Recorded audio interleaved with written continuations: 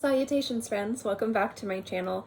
Today's video I'm going to be answering and responding to some questions and comments. I love to do these types of videos and I thought today would be a good day to sit down and just chat with you guys. So let's get into the video. If you're new to my channel, my name is Kristin. I run this channel called Beauty Meow. Still don't know why I named it that, but it's a primarily fragrance related channel where I bring you fragrance related reviews, discussions, debates, recommendations, and like. If you enjoy that type of content, don't forget to subscribe to my channel and also make sure to click that little bell so you can be notified when I have new videos, and give this video a big old thumbs up. That's the best way you can support my channel.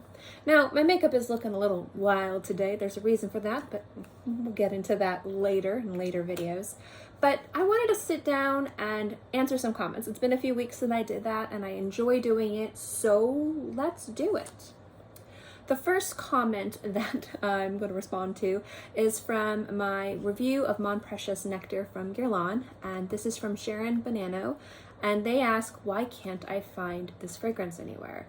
And unfortunately, Guerlain has discontinued this fragrance along with a lot of others. They kind of revamped, restyled, reformulated their entire lineup. I'm not saying reformulated, but they're just kind of updating their bottles, kind of curating their collection of fragrances, and for some stupid reason they decided to discontinue Mon Precious Nectar along with a bunch of other fragrances from their lineup. So unfortunately, if you want to find the fragrance, you're probably going to have to look on swap pages, on Facebook groups, on eBay, look on Mercari or Depop or Tradesy. You're probably going to have to keep your eye out if you want this fragrance, because Guerlain just recently, I'd say within the last few weeks, discontinued this fragrance. And they have a bad habit, and a lot of houses have a bad habit of not truly announcing when they're going to discontinue their fragrances. I wish houses would give like 2 months notice, like really truly honestly say this will not be available anymore so that people can purchase it and get backup bottles. But this discontinuation took a bunch of people by surprise. I would have purchased a bunch of things, but I was lucky to pick up a bottle of it last year.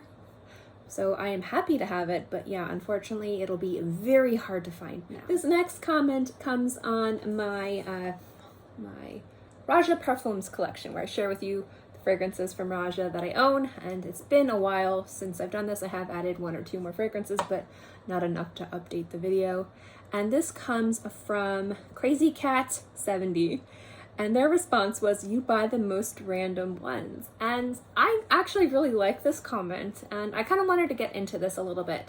I want to do a video curating how to curate a collection, or like my tips for curating a collection. Although I don't think that that video needs to be done, because honestly everybody else has their own rules and budgets and ways that they kind of want to add fragrances to their collection. So you really don't need an outsider's perspective. It's really whatever is important to you. But one of the things, especially with expensive fragrances, is some people love to get the fragrances that are super popular. And there's nothing wrong with that. Absolutely nothing wrong with that. If a fragrance is hyped and it seems like something you would genuinely, really, truly be interested in, something that would really excite you, you really like the notes, you're familiar with the house, you really enjoy it, a lot of people jump on the hype train and the new fragrance train and things like that. And there's nothing wrong with that. As long as you are making smart decisions for yourself, if you particularly like more hyped, culty fragrances, then definitely like jump on the train and do that. And with certain houses like Raja, like Amouage, like Xerjoff, like Creed, you see a lot of people, when they add those fragrances to their collection, they're adding very popular, very cult loved, endeared, kind of like drilled into fragcom popular fragrances. And those fragrances are popular for a reason, because they're really good. Like or hate the hype around Aventus, I truly think Aventus is a fantastic fragrance. I own it, I love it. With Raja is a house that I don't particularly enjoy all of the fragrances that are super hyped. I love the House of Raja. I don't love everything from the House of Raja.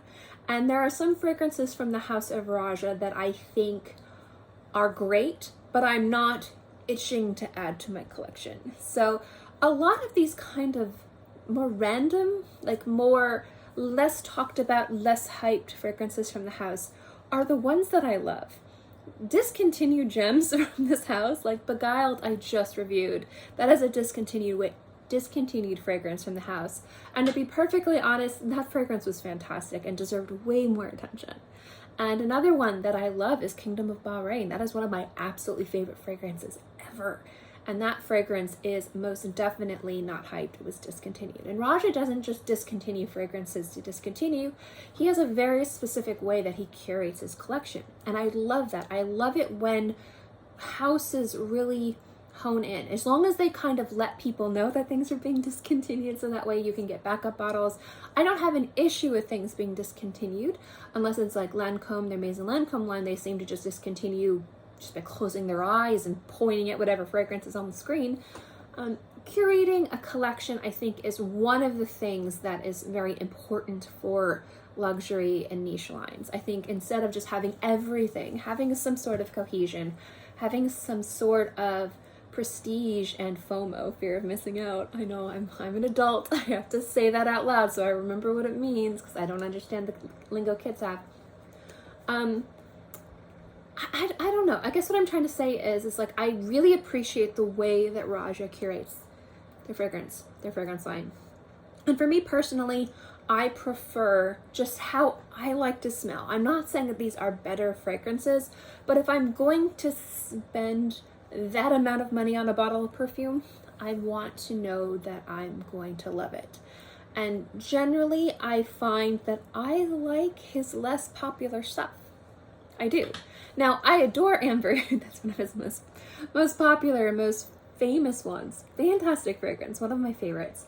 And Haute Luxe, his most expensive. I need to have that in my fragrance collection someday. It's gonna be a very, very long time, because that's like a $3,500 bottle of perfume. But when it comes down to owning fragrances from Raja's collection, I like the outliers. I prefer the ones that aren't quite as hyped as everything else. Does that mean that the fragrances that are less random and more mainstream, more cult, have more of a cult following are bad? No. But I find myself leaning more towards the outliers just for how I like to smell. I'm not being like different or quirky or look at me, I don't like what everyone else likes. That's not it, because I like a lot of what other people like. But for me, when it comes down to Raja specifically, I do like the ones that are less mainstream than the rest of the fragrances. And I do like the mainstream ones.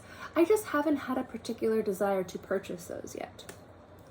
And there's other houses like that too. I would say probably like Lancôme, Guerlain, a lot of fragrances that everybody kind of goes towards these, and I'm like, I like these other ones. I just find that people are lesser known. It doesn't mean that I'm special or I have better tastes. It just means that sometimes some people like things that are a little less mainstream, and some people like things that are more mainstream. And with Raja, I tend to be more of the lesser knowns are the ones I like the most. I think that they're a little bit more special. They have more of a little bit of a creative spin. They have a little bit more edge to them. There's something about them that's different and created and a little bit more elevated than what I'd see in the more mainstream sense from the house. And I really appreciate that. So if I'm going to be spending hundreds of dollars on a bottle of perfume, I want to know that it's something that I like, will wear, and also appreciate. And the more mainstream fragrances from Raja I really like, but not enough to have a sense of urgency to add to the collection, if that makes any sense. This next comment comes from where I'm ranking my Zoologist fragrances, and as usual, this was done a while ago. I have a few more to my collection, but I haven't added enough to redo the video. And this comes from Santiago Carrillo, and I have mispronounced your name, I'm sorry. And they ask, which would be the 3 Zoologist fragrances that you would choose for a man? So, also, if I'm looking over this way, my computer's got like weird stuff happening, and I'm a goldfish, so I kind of look off camera, so please forgive me if I'm not looking right at you guys. So for masculine Zoologist fragrances, we're going to go towards fragrances that have the characteristics of scents you would find in fragrances marketed to men. And I've done plenty of videos on this, and I think we all are very aware that anyone could wear anything fragrance-wise, but there are notes and compositions and formulas and trends in perfumery that are more popular for women, so they're marketed to women because they're going to get more money by marketing to these to women, and the same thing with men. There's some fragrances and notes and formulas that men tend to enjoy more than women, and so they tend to be more marketed to women, i.e. fragrances that are maybe a little bit harder on tobacco, leather, a little bit more smoky, woody, aromatic, less fruity, less floral. So if I'm looking at Zoologist fragrances that have a lot of distinctive characteristics that smell, if you close your eyes, that you would probably find them on the men's fragrance aisle, I would definitely say Rhinoceros. That is one of my absolute favorites. I wear it all the time. I can only wear one spray though. That is not an overspray. So I love it. I wear it when it's cool, but it's a one spritzer. So it actually has a great value because you get a lot of wear out of that little bottle. Civet is one of the fragrances, in my opinion, that really made Zoologist more of a mainstream niche house. It really pushed that brand and that house and Victor's kind of point of view as being a creative director for Zoologist forward as something really exciting, different, unique, wearable, and mentionable. And Zoologist became more of a household name in Fragcon, in my personal opinion, when Civet came out. I could be wrong, but that's just my thought. And Civet is a fantastic scent. It's very sexy, and it's a great just fragrance from the house, one of the best. And if you want something a little bit more daring, a little bit more different, a little bit more avant-garde, a little bit more dangerous, so to speak, T-Rex is another fantastic fragrance. So those are the three that I would recommend for men that I think would make a big impression, fit in the men's fragrance line, and also just smell really sexy as well. And last but not least, this is a comment on my Daniel and Josie fragrance. This is from Sarah Williams, and I just had to kind of go in this. She's like, and us Florida girls know what citrus, real citrus, smells like. I wish I was crazier about citrus smells. I think I'm more sensual, dark, and melancholy person, and citrus overall comes off as bright and happy and cheerful. Is there such a thing as a dark citrus? Thanks for another cool video. First, yes, if you like those darker, deeper, more mysterious citruses, try Deep Citron from Veered or Citron Noir from Hermes. That one is a crazy citrus. It does not smell bright or uplifting. It's very challenging fragrance from the House of Hermes. But if you want like a citrus fragrance that smells different, dark, a little inky, a little different, Citron Noir from Hermes is at least worth sniffing. If you can get your hand on a decant or a sample, most definitely try that one out. Now, citrus for Floridians is, or anybody that lives in a place that has a lot of citrus groves, it is a very particular smell. And that's one of the reasons why I love the Flora Linda perfume, it's in a little orange bottle. It's one of my favorite fragrances. I reviewed it. I share it all the time. You can get it for like $5, $6. Fantastic orange blossom. There is a smell. So for every Floridian who's ever traveled, across the Everglades, past the orange groves, there is this smell of kind of humidity. Humidity has a smell. It's not very nice. But there's like when the oranges are like in bloom, it is such a beautiful smell. You smell a little bit of saltiness, you smell fresh air, you smell green, like bitter green leaves, and you smell orange blossoms. And it is beautiful. It is so beautiful.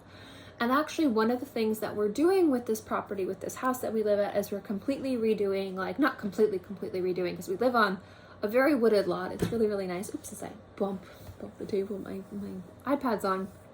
As we're looking at adding different fruiting trees, different flowering trees, and different types of foliage to add more than just pine and cedar trees to where we live.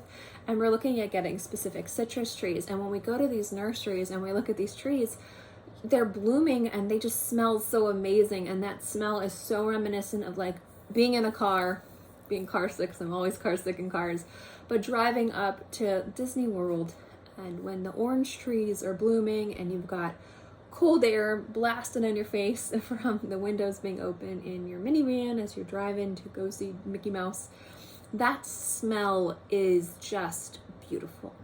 It's so gorgeous. And it's very nostalgic for a lot of people. And obviously citruses are grown more than just in Florida.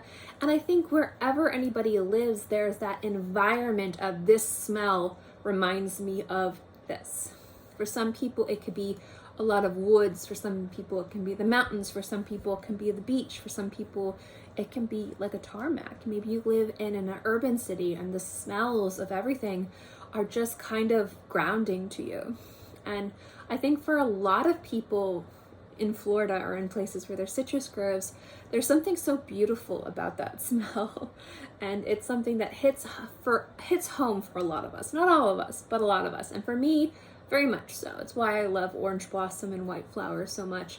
It's not just like a beautiful scent. It's something very nostalgic for me of very happy times in my life. So definitely, if you've had the pleasure of driving or being around orange trees, like orange groves specifically, like hundreds, if not thousands of these trees, it smells unreal. It's really beautiful.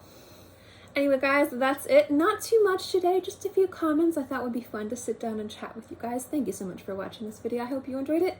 And if you have any other questions you would like me to talk about or any discussions you'd like to have, let me know in the comment section below. I definitely check these videos first when I do these types of videos.